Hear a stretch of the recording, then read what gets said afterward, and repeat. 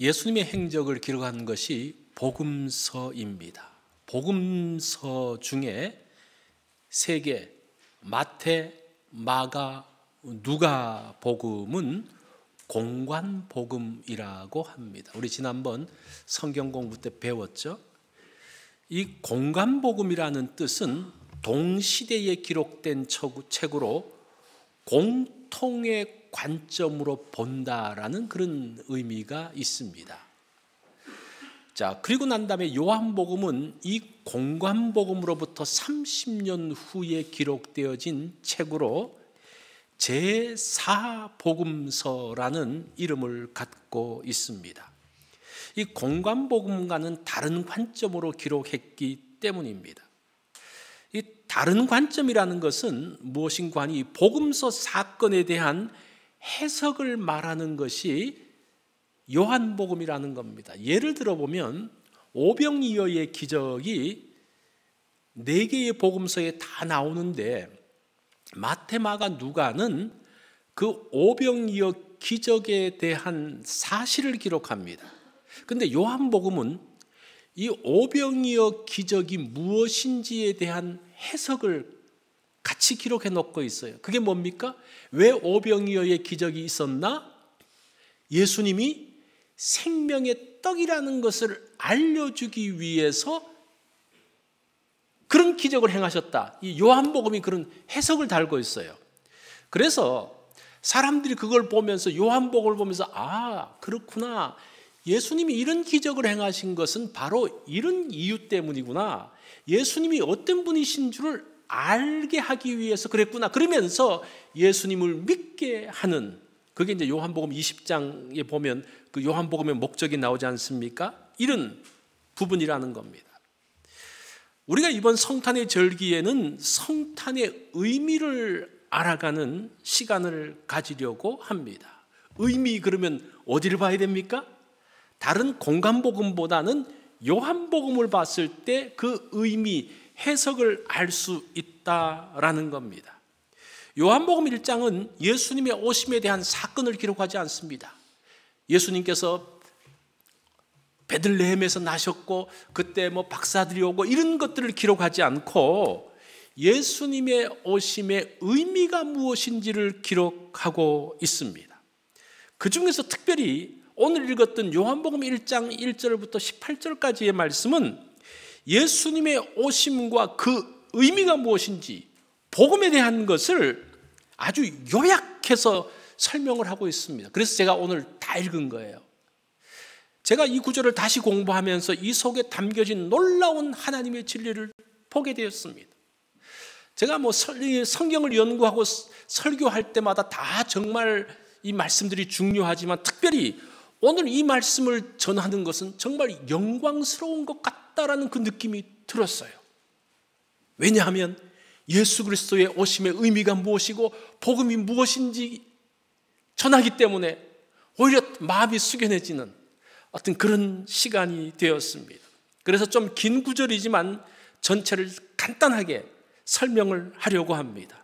오늘 본문은 예수 그리스도가 어떤 분이신지를 세 부분으로 설명을 하고 있습니다. 이 첫 번째 1절부터 3절까지는 예수 그리스도가 말씀, 특별히 로고스라고 합니다. 1절을 보면 같이 한번 읽어볼까요? 시작. 태초에 말씀이 계시니라. 이 말씀이 하나님과 함께 계셨으니 이 말씀은 곧 하나님이시니라. 여기서 말씀은 로고스라고 합니다. 제가 이 말씀이라고 하지 않고 로고스라고 하는 것은 로고스라고 해야지 그 의미가 드러나기 때문입니다. 그 당시에 그리스 문화권의 중심 사상이 로고스입니다. 그 철학자 플라톤은 이렇게 이야기를 해요. 어느 날 신으로부터 로고스가 우리를 찾아올 것이다 라고 했습니다. 그래서 그 당시 헬라 문화권에 있는 사람들은 로고스라는 단어를 들으면 온 우주를 컨트롤하는 능력이고 사람들의 생각을 지배하는 초월적인 존재로 생각을 했습니다. 아, 그 신. 근데 그 신이 누군지 몰라요. 근데 사도 요한이 뭐라고 말합니까?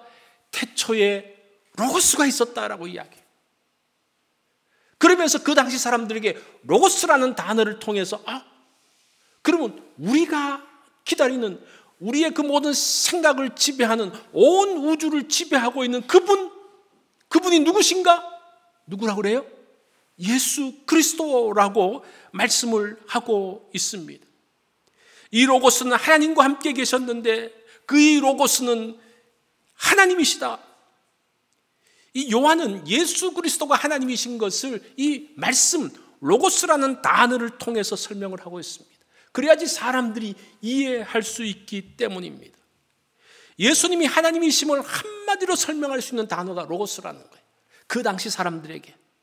한글 성경은 그냥 말씀으로 되어 있습니다. 이 말씀은 단순한 글이나 책이 아니라 로고스, 존재고 인격이라고 말하고 있습니다.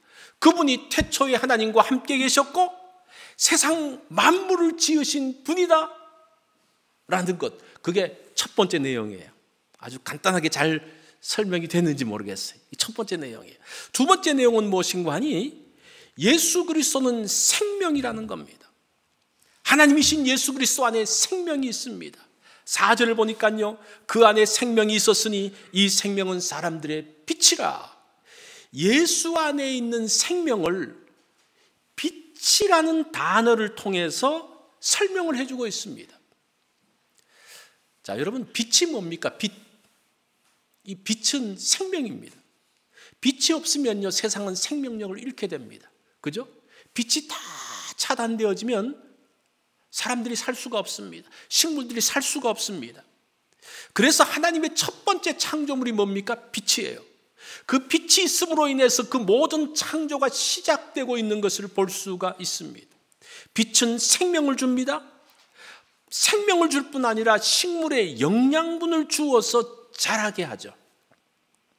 그 빛이 그리스도라고 이야기하는 거예요. 그 빛이신 그리스도, 그분이 누군가? 그분은 생명을 주시는 분이라는 것을 지금 빛을 통해서 설명을 하고 있습니다.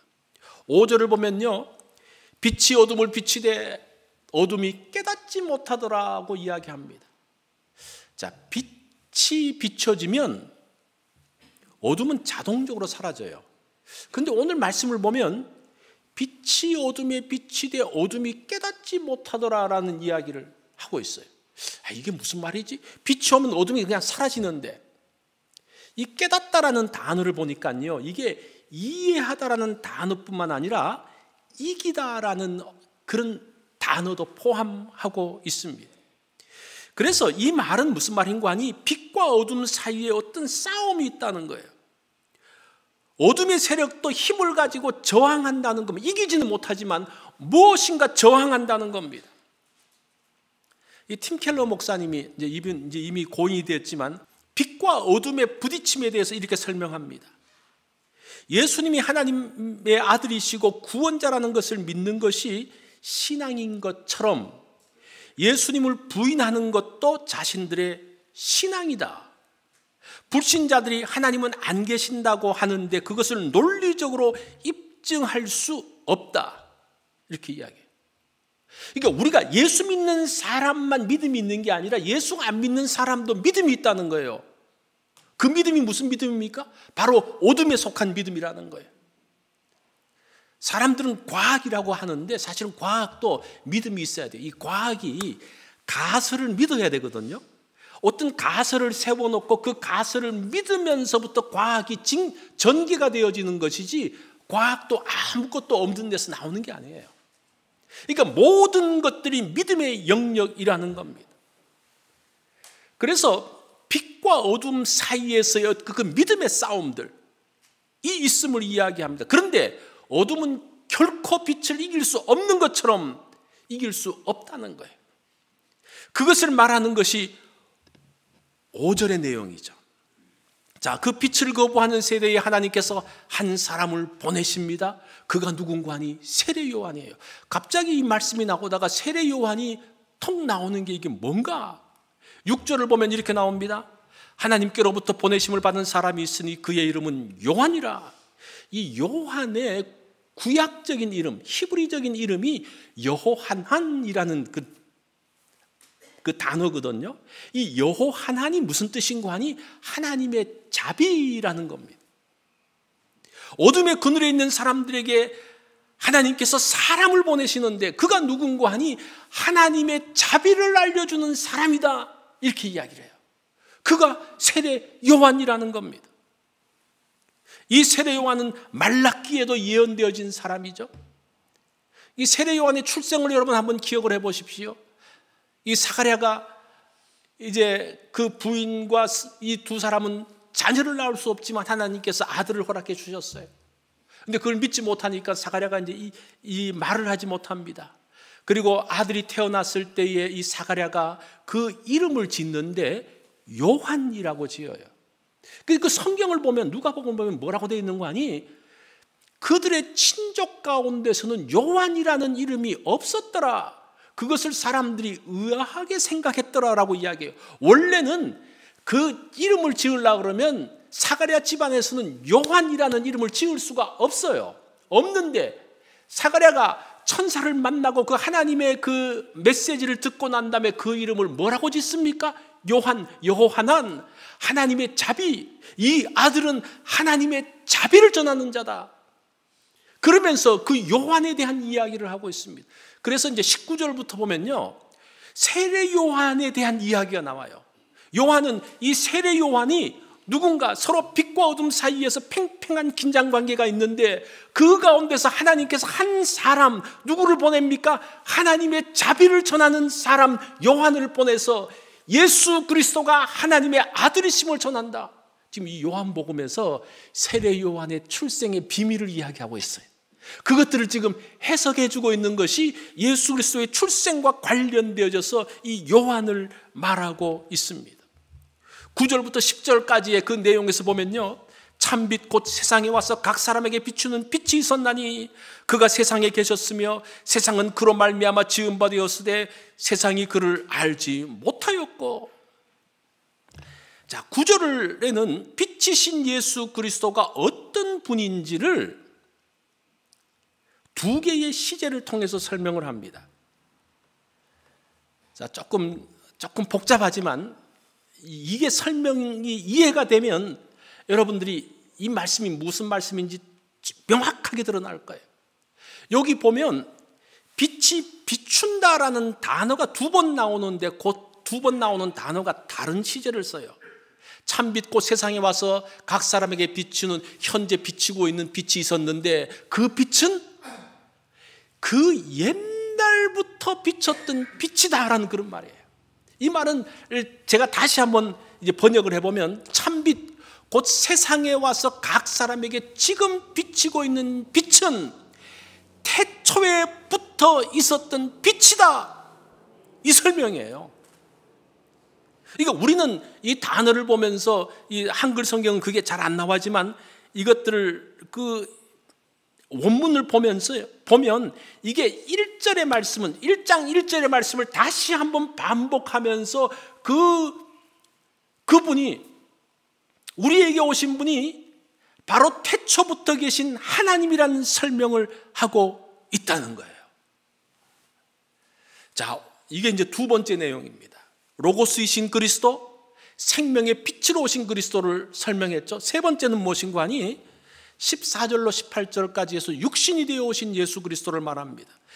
그 사이에 12절과 13절은 예수님을 영접하는 부분이기 때문에 마지막에 보고, 자, 세 번째는 육신이 되어서 오신 예수 그리스도를 이야기합니다. 14절을 보면 말씀이 육신이 되어 우리 가운데 거하시며 우리가 그의 영광을 보니 아버지 독생자의 영광이요 은혜와 진리가 충만하더라. 그 말씀, 로고스이신 그 하나님이 육신, 사람의 몸을 입고 이 땅에 오셨다라고 말합니다. 우리 가운데 거하신다. 이 거한다는 말은 텐트 치고 거하는 것을 이야기하는 겁니다. 함께 하는 것을 이야기합니다. 그러면서 그것이 영광인데 아버지의 독생자의 영광이요 은혜와 진리가 충만하더라. 여기서 은혜와 진리, 그 영광이 충만한데 은혜와 진리라는 단어를 묘사할 때 이것은 하나님을 묘사하는 단어입니다. 출애굽기 34장 6절을 보면요, 모세가 시내산에 올라가서 하나님 앞에 섭니다. 그때 하나님께서 모세 앞을 지나가면서 하나님이 어떤 분이신지를 말씀해 주셔요.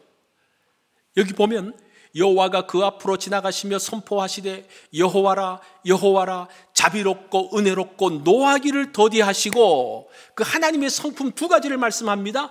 인자와 진실이 많은 하나님이라, 이렇게 이야기해요. 여기서 인자와 진실이 무엇인가 하니 은혜와 진리라는 말이에요. 인자와 진실, 헤세드와 에메트라는 그 단어, 히브리어 단어가 헬라어 단어 은혜와 진리라는 단어하고 이렇게 상치되어지는, 연결되어지는 단어라는 겁니다. 그래서 예수 그리스도를 향해서 그 영광을 보니 은혜와 진리가 충만하더라. 그 영광, 은혜와 진리가 충만한 그 영광은 뭡니까? 그것이 하나님의 성품을 말하고 있는 거예요. 지금 예수 그리스도가 육신의 몸을 입고 오신 그 예수 그리스도가 누구시냐? 지금 출애굽기에 보면 시내산에 나타나신 그 영광스러운 하나님, 인자와 진실이 있는, 동일하게 은혜와 진리로 충만하신 분이라고 설명을 하고 있습니다. 지금 이 말씀을 요한이 하고 있는 거예요. 그러면서 15절 말씀을 보면 세례 요한이 예수님을 소개하면서 이렇게 말합니다. 내 뒤에 오시는 이가 나보다 앞선 것은 나보다 먼저 계심이라 한 것이 이 사람을 가리킨다. 예수님이 세례 요한보다 먼저 계신다. 그 세례 요한이 앞섰는데 왜 예수님이 앞섰다고 말하는가? 사실은 이 앞섰다는 말은 행진 순서를 이야기하는 겁니다. 개선 장군이 쫙 전쟁에서 이기고 개선할 때에 그 행진 순서가 누구부터 나옵니까?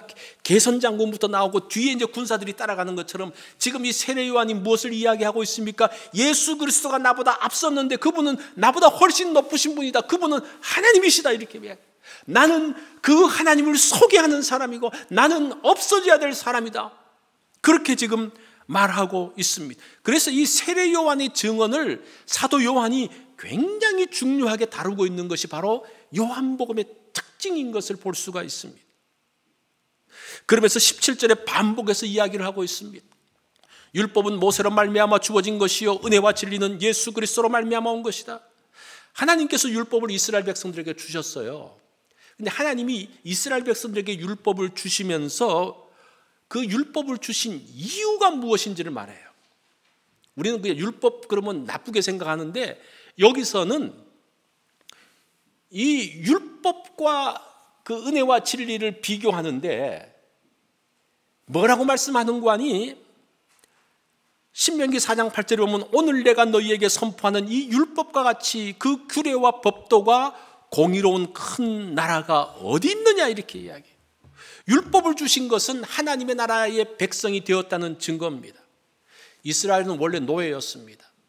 애굽의 노예로 살았습니다. 그 사람을 하나님께서 탈출시켜서 이제 자유민이 되었습니다. 이제는 자기 나라가 있습니다. 나라가 정상적으로 작동하기 위해서는 질서가 있어야 되는데 이 질서는 뭐로 만들어집니까? 법으로 만들어지는 거예요. 율법을 주신 것은 이스라엘이 하나님 나라의 백성이 되었다는 겁니다. 수준 높은 나라의 백성이 되었다는 그 말이에요. 그것이 율법은 모세로 말미암아 주어진 것이요 그 은혜를 이야기를 합니다. 그것이 귀한 것을 이야기합니다. 그런데 그 이스라엘이 어떻게 됩니까? 범죄하죠. 범죄하면서 바벨론의 포로가 되어졌습니다. 그 이후에도 제대로 나라가 세워지지 못하고 여기저기 떠돌아다니면서 또 식민지 가운데 있습니다. 이제 다시 하나님의 나라를 세워야 되는데 그 나라는 어디에 세워집니까? 은혜와 진리 가운데 세워진다는 거예요. 은혜와 진리라는 게 뭐라 그랬어요? 하나님의 성품을 이야기하잖아요. 이제 세워지는 그 나라는 하나님이신 예수 그리스도 위에 세워질 것을 말하고 있는 겁니다. 그래서 지금 예수 그리스도의 오심은 단순하게 예수 그리스도의 오심뿐만 아니라 새로운 나라가 세워지고 있음을 말해주고 있는 거예요. 새로운 나라의 백성들이 이제 만들어질 것을 준비하라는 것을 말하고 있습니다. 그래서 그 나라는 예수 그리스도를 믿는 사람만이 들어갈 수 있는 거예요. 그 나라의 왕은 누굽니까? 은혜와 진리를 갖고 계시는 그 하나님이라고 말씀을 하고 있습니다. 18절 말씀을 보면 이렇게 말합니다. 본래 하나님을 본 사람은 없으되 아버지 품속에 있는 독생하신 하나님이 나타내셨느니라. 지금 새로운 세계를 이야기하고 있거든요. 그런데 그 내용을 보면요, 아버지 품속에 있는 독생자, 이게 무슨 말인가? 사실은 이게 품속이라는 말은 품 안에 있다는 말, 위치를 말하는 게 아니라 방향을 말하는 거예요. 이 말은 무엇인가 하니 하나님의 품을 향해 있는 독생자, 그런 말. 하나님의 마음을 향해 있는 독생자. 그 오신 예수 그리스도가 어떤 분이냐? 하나님의 마음을 향해 있어서 하나님의 마음을 가장 잘 알 수 있는 분이 누구냐? 바로 이 예수 그리스도라는 거예요. 그리고 하나님의 뜻을 가장 잘 알고 하나님의 뜻을 잘 만들어갈 수 있는 분이 바로 이 독생자 예수 그리스도다라는 겁니다. 이게 지금 이렇게 예수 그리스도를 소개하고 있습니다. 자, 여기서 한 가지 질문을 하는데, 하나님의 마음을 알기 위해서는 예수님의 행동을 보아야 할까요? 아니면 예수님의 마음을 알아야 될까? 어떨 것 같아요? 예수님의 행동이 중요합니까? 예수님의 말씀이 중요합니까? 사실은 뭐 다 중요하죠. 그런데 굳이 따지자면요, 오늘 본문에서 말씀하는 걸로 따지자면요, 독생하신 하나님이 나타나셨다라는 단어는 행동보다는 설명하는 것, 말씀에 주안점이 있어요. 그래서 하나님을 알기 위해서는 예수 그리스도의 그 행동도 중요하지만, 그것도 하나님이 오셔서 하신 행동이니까 중요하지만, 더 중요한 것은 예수님이 하신 말씀이 더 중요하다고 지금 요한은 말하고 있습니다. 이게 이제 1차적인 것이 가르침이라는 거죠. 자, 이렇게 세 가지로 설명을 했어요. 로고스이신 그리스도, 그분은 빛이신 생명이신 예수 그리스도, 그분이 이 땅에 오셨다는 거예요. 자, 그러면 어떻게 해야 될 것인가? 영접에 대한 이야기를 하죠. 이 땅에 오신 하나님이신 예수 그리스도에 대한 반응, 12절을 보면 우리가 잘 아는 내용이잖아요. 같이 한번 읽어볼까요? 시작. 영접하는 자, 곧 그 이름을 믿는 자들에게는 하나님의 자녀가 되는 권세를 주셨으니, 여기서 영접이라는 단어가 선물을 받는다라는 그런 뜻입니다. 예수 그리스도가 오셨는데 그 선물을 받는 거예요. 그게 영접입니다. 그리고 그 이름, 영접하는 자, 곧 그 이름을 믿는 자들에게는, 그 이름을 믿는다는 게 뭐냐? 이 단어는요, 그 이름 안으로 들어가는 것을 이야기해요. 그 이름 안으로 들어가는 것, 사실은 여기서 이름이라기보다는 성이라고 말하는 게 조금 더 맞는 것 같아요. 이게 성으로 들어간다는 가문이죠. 그 가문 안으로 들어가는 것. 언제 우리의 성이 바뀝니까? 미국에서는 결혼하면, 그죠? 라스트 네임이 바뀌잖아요. 그러면서 그 가문에 들어가는 것으로 되어져요. 여기서는 그런 의미보다는 그 로마 시대에서는 그 가문, 그 이름 안으로 들어간다는 것은 무슨 말인가 하니, 양자로 입양되어지는 것을 이야기하고 있습니다. 이것이 더 근본적인 그 내용입니다. 입양되어지는. 그 13절을 보면요, 이 13절은 그 당시에 로마에서 상속자가 되는 방법, 아들이나 양자가 되는 방법 세 가지가 있거든요. 지금 그걸 설명하고 있어요. 혈통으로나 육정으로나 사람의 뜻으로, 이렇게. 그 당시 로마 시대에는 양자가 되려고 그러면 이 세 가지 길이 있습니다. 그 상속자가 되려고 그러면 첫 번째는 혈통. 태어나면 당연히 상속자가 되죠. 혈통 첫 번째. 두 번째는 육정이라는 말은 사람의 결정을, 본인의 의지를 이야기합니다. 본인의 의지만 있어서는 안 되지만 어떤 기회가 있을 때에 너 나의 양자가 되겠니? 라고 물었을 때 네, 되겠습니다. 그 의지가 있어야 된다는 거예요. 그게 두 번째고, 세 번째는 사람의 뜻은 사실은 정확하게 말하면요, 이게 남자의 뜻이라는 말인데, 남자가 누굽니까? 아버지죠. 아버지가 결정하면 양자가 된다는 겁니다. 세상에서는 양자가 되는 방법, 상속자가 되는 방법이 세 가지가 있지만 하나님 나라에서는 한 가지밖에 없다는 거예요. 오직 하나님께로부터 난 자, 하나님의 뜻이 하나님의 자녀가 될 수 있음을 이야기하고 있습니다. 그렇게 하나님의 자녀가 된 사람들, 그건 어떻게 되는가? 다시 12절로 보면요, 영접하는 자 곧 그 이름을 믿는 자들에게는 하나님의 자녀가 되는 권세를 주셨으니. 사실은 하나님의 자녀가 되어지면 나타나는 현상이 두 가지입니다. 제가 이건 몇 번 말씀드렸는데 제가 또 말씀을 드릴게요. 왜냐하면 중요하기 때문에요. 우리가 하나님의 자녀가, 예수 믿고 하나님의 자녀가 되어지면 두 가지 전가가 일어나는데, 뭐가 일어납니까? 나의 죄가 예수 그리스도에게 전가되어짐으로 인해서 내가 죄에서부터 용서되어지는 것이 첫 번째예요. 그래서 우리가 이제는 더 이상 죄인이 아니고 의인이 되었다라고 말합니다. 두 번째는 나의 죄만 없어지는 것이 아니라 이제는 예수 그리스도의 의가 나에게 전가되어지는 거예요. 이게 중요해요. 그래서 우리가 의롭다고 말할 수 있고 우리가 당당하게 천국에 들어갈 수 있고 하나님 앞에 설 수 있는 이유가 뭡니까? 내가 잘나서가 아니라 예수 그리스도의 의가 나에게 전가되어짐으로 인해서 내가 갖고 있는 것은 나의 의가 아니라 예수 그리스도의 의로 덧입었기 때문에 이제 우리가 하나님의 자녀로 설 수 있다는 거예요. 그 두 가지를 말씀을 하고 있습니다. 그래서 영광스러운 하나님의 상속자가 되어지는 겁니다. 영국의 지성인 C.S. 루이스가 그가 이제 회심하고 크리스찬 학자가 되어집니다. 그러면서 자신이 예수 믿고 난 다음에 사람들에게 이렇게 이야기를 해요. 이제 당신은 스스로 선택해야 합니다. 예수님이 과거와 현재의 하나님의 아들이라고 믿든지 아니면 미친 사람이나 그보다 더 상태가 나쁜 어떤 존재로 보든지 둘 중에 하나입니다. 여러분은 그를 바보라고 몰아칠 수도 있습니다. 귀신 들렸다고 하면서 그에게 침을 뱉을 수도 있고 돌을 던질 수도 있습니다. 반대로 그의 발 앞에 엎드려 주님이야말로 나의 하나님입니다 라고 고백할 수 있습니다. 위대한 스승이니 성인 중 하나라는 잘못된 생각에 빠져서 그분에게 어울리지도 않는 말을 붙여서는 안 됩니다. 이 땅에 오신 예수님은 하나님이십니다. 그게 지금 오늘 요한복음 1장 1절로 18절에서 하고 있는 내용입니다. 성탄은 단순히 즐거운 명절이 아닙니다. 그것을 요한이 해석해 주고 있잖아요. 어떻게 해석합니까? 하나님의 구원 계획이 완성되어진 날이에요. 그 날이에요. 그래서 이 땅에 오신 하나님이신 예수 그리스도를 영접하고 그 이름 안에 들어감을 기뻐하는 날이 성탄절이라는 거예요.